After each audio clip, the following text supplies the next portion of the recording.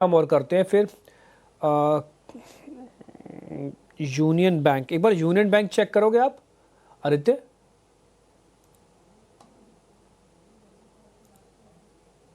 ये ऊपर 125 के लेवल्स को टेस्ट कर सकता है। बट अगर मैं यूनियन बैंक और कैनरा बैंक के बीच में कंपैरिजन करूं तो मुझे कहीं ना कहीं कैनरा बैंक का चार्ट ज्यादा बेटर लग रहा है। तो कैनरा बैंक के साथ जाना चाहूंगा, यूनियन बैंक को थोड़ा अवॉइड करना चाहूंगा मैं करंट लेवल्स पे।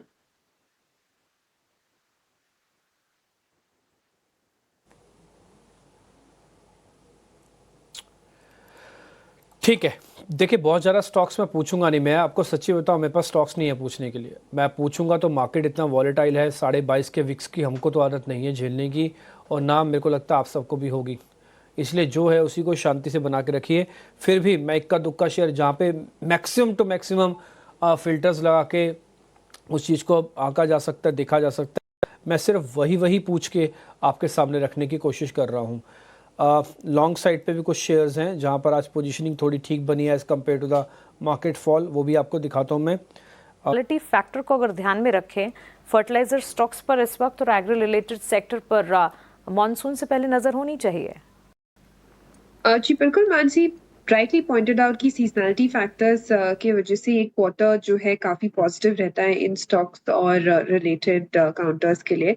चंबल फर्टिलाइजर्स लगातार अपने पिछले 14 हफ्तों से एक अपवर्ड स्लोपिंग चैनल को मेंटेन करते हुए दिखा है, और एग्जैक्टली हमने देखा है पिछले लगभग 3 महीने से 50 डेमा को बहुत ही अच्छी तरह से ब्यूटीफुली रिस्पेक्ट करते हुए नजर आ रहा है ये स्टॉक। तो यहाँ पे बिल्कुल हम देख रहे हैं कि गैप डाउन ओपनिंग के बाद भी यहाँ पे कमबैक बुल्स की देखने को मिल रही है। तो इमीडिएट बेसिस पे 700 तक के लेवल्स के लिए हम इस स्विंग को प्ले आउट कर सकते हैं 665 के एक स्टॉप लॉस के साथ। 700 के लेवल्स नजर आ सकते हैं ऑन एन इमीडिएट बेसिस, और इसी के चलते स्टॉप लॉसेस मेंटेन करते हुए चंबल फर्टिलाइजर में इस गिरावट को एक एंट्री अपॉर्चुनिटी के तौर पर देखा जा सकता है। फर्टिलाइजर स्पेस और एग्री रिलेटेड काउंटर्स जो हैं इस वक्त फोकस रेडार पे होने जरूर चाहिए। Let's take a look at Biocon. Biocon के भी नंबर्स आए, नंबर्स के ठीक बाद स्टॉक में हम देख रहे हैं के साथ इस वक्त कामकाज देखने को मिल रहा है। 12-13% की तेजी आदित्य बायकॉन के रेवेन्यूज में रिफ्लेक्ट हुई। वहीं नेट प्रॉफिट का आंकड़ा काफी इंटरेस्टिंग था। 144 करोड़ के नेट प्रॉफिट के मुकाबले इस बार सालाना आधार पर 333 करोड़ के नेट प्रॉफिट कंपनी ने पोस्ट किए, विच इज अ वॉपिंग 131% गेन।